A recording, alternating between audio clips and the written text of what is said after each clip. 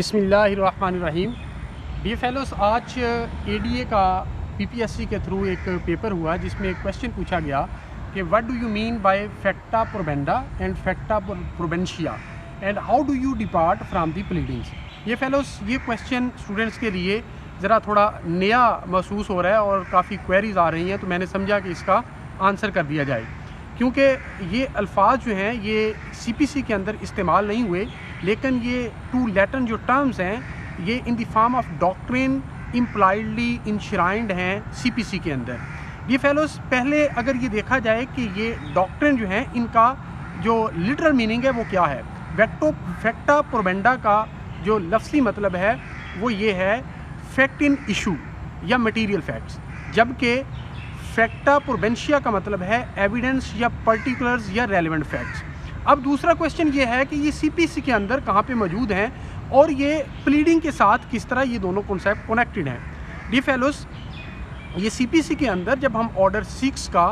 Rule 2 पढ़ते हैं और रूल 7 पढ़ते हैं और फिर रूल 14 पढ़ते हैं, तो इन तीनों रूल्स के हमें अंदर ये क्वेश्चन का आंसर मिलता है और ये दोनों कॉन्सेप्ट जो है वो इनश्राइंड नज़र आते हैं, इनकैप्सूल्ड नज़र आते हैं।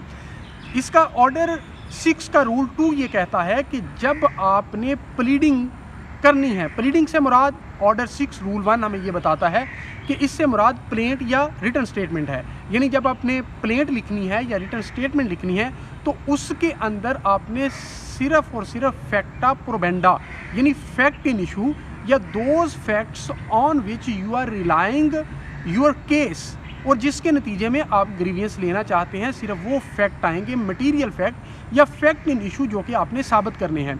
और इसके इसी जो ऑर्डर 6 रूल 2 है उसके अंदर ये लिखा गया कि आप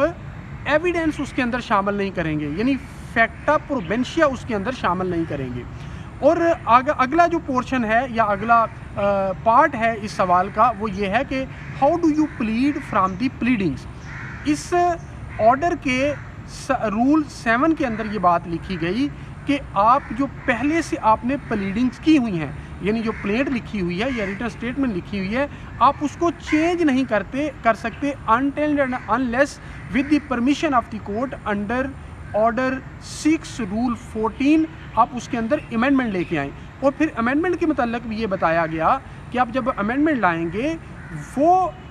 होल केस को तब्दील नहीं करेगी और वो inconsistent with the basic fundamental question over which the whole case is depending उसको तब्दील नहीं करेगी। तो ये बुनियादी तौर पर कॉन्सेप्ट है जो सीपीसी के अंदर ही मौजूद था और ये एडीए के पेपर में पूछा गया है। Thank you.